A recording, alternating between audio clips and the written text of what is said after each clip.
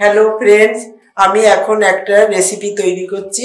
তার নাম হচ্ছে চিংড়ির বাটি চচ্চড়ি। তার জন্য লাগছে আমার চিংড়ি মাছ, আলু কুচিয়ে নিয়েছি, কুমড়ো কুচিয়েছি, একটু বেগুন নিয়ে নিয়েছি, আদা পেস্ট করা, লঙ্কা কুচি, সর্ষের তেল, লবণ, জিরে, হলুদ, পাঁচফোড়ন, সর্ষে, জল। এবারে করব হচ্ছে বাটির মধ্যে কুমড়োটা দিয়ে দিচ্ছি, কুমড়ো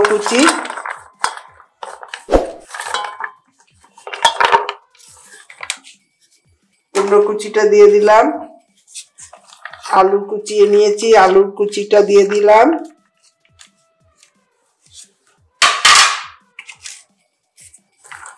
বেগুনটা দিয়ে দিলাম,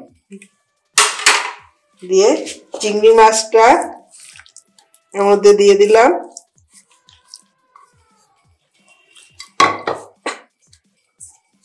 আদা লঙ্কা কুচিটা দিয়ে দিলাম,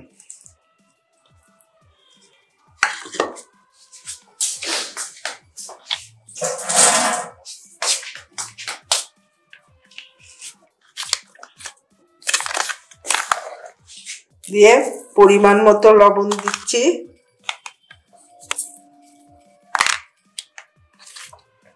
একটু হলুদ দিয়ে দিলাম,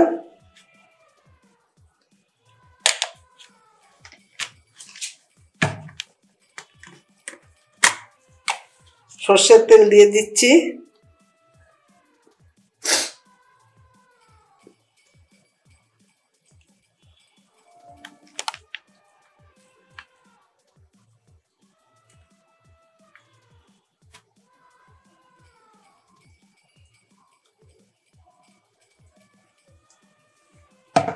দিয়ে ভালো করে সব সবজি দিয়ে চিংড়ি মাছ দিয়ে ভালো করে মেখে নিতে হবে।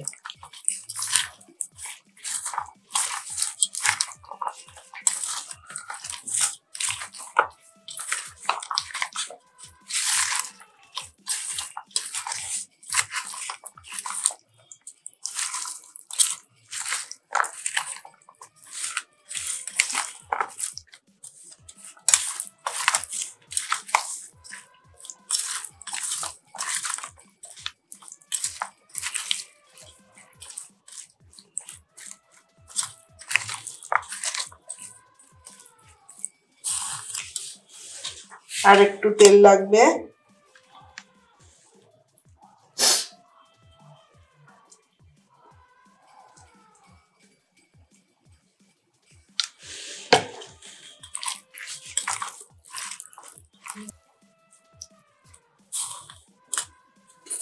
এবার টিফিন কটার ঢাকনাটা মুখটা আটকে দিলাম,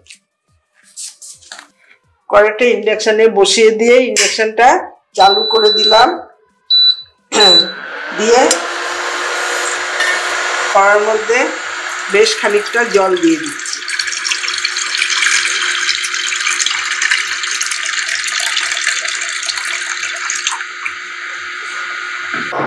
দিয়ে একটা স্টিলের চাকতি বসিয়ে দিলাম, দিয়ে তারপর এই সবজি দিয়ে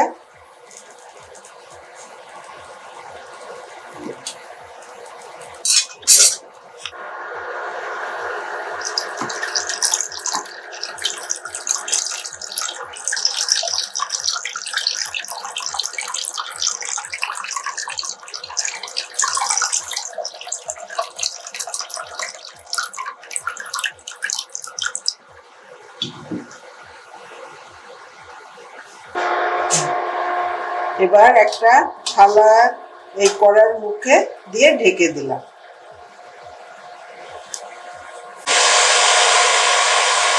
কড়ার মুখ থেকে ঢাকনাটা তুলে দিচ্ছি, দিয়ে এমনি টিফিন মুখটা এমনি ভাবে ভাপানো হবে চিংড়ি মাছের বাটি চচ্চড়ি।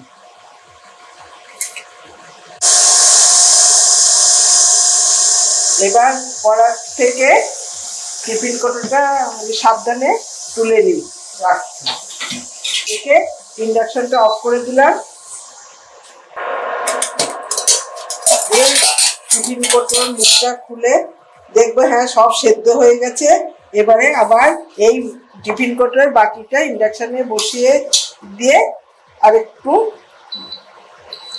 জলটা শুকিয়ে আসবে, তেলটা ছেড়ে দেবে, তাহলে তৈরি হয়ে যাবে চিংড়ির বাটি চচ্চড়ি। ইন্ডাকশনটা কমিয়ে আমি ছশোই করে দিলাম। তো এখনো একটু জল জল আছে, এটা থেকে সব সেদ্ধ হয়ে গেছে সবজিগুলো।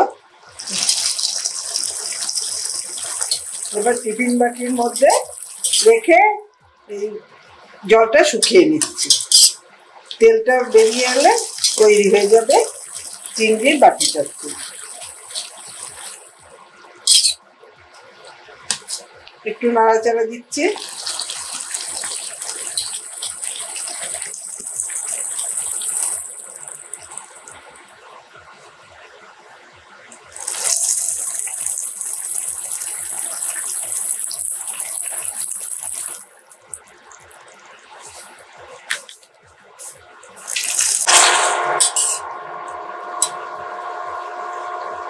এই যে টিফিন কৌটোর মধ্যে বাটি চচ্চড়িটা, চিংড়ির বাটি চচ্চড়িটা প্রায় রেডি হয়ে এসেছে। জলে সেদ্ধ হওয়ার পর এই টিফিন কৌটোটা ইন্ডাকশনে বসিয়ে তেলটা যাতে বেরিয়ে আসে সেই জন্যে ইন্ডাকশনে বসিয়ে দিয়ে আর একটু নাড়াচাড়া করছি, করলে তেলটা ছেড়ে দেবে, দিলে আর একটু টেস্ট হবে ভালো।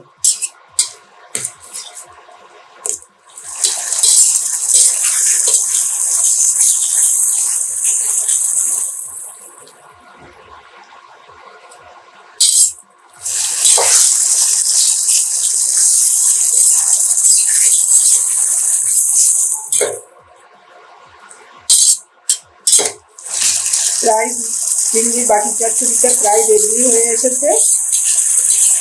তলাতে যাতে না লেগে যায় তার জন্যে নাড়াচাড়া দিচ্ছি।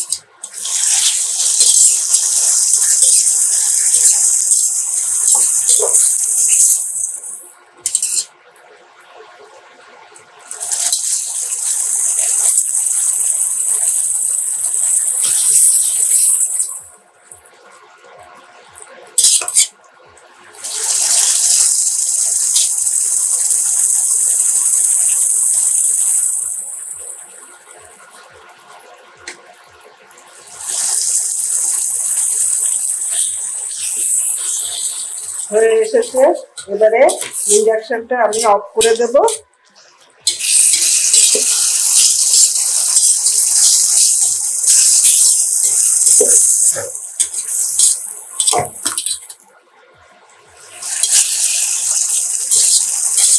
এবার ইন্ডাকশনটা অফ করে দিয়ে একটা পাত্রে নামিয়ে দিচ্ছি।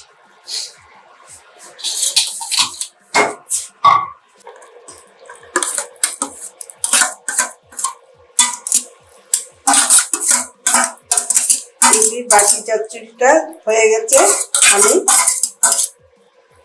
পাত্রে নামিয়ে দিব।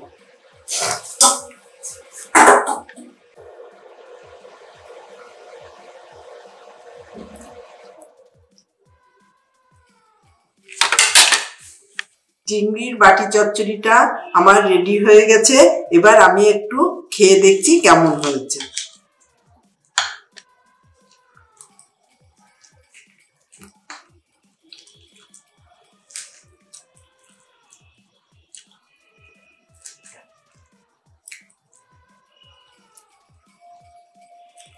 খেতে খুব সুন্দর হয়েছে। যদি আপনাদের এই চিংড়ির বাটি চচ্চড়ির রেসিপিটা পছন্দ হয় তাহলে আমাকে লাইক করুন, শেয়ার করুন, সাবস্ক্রাইব করুন।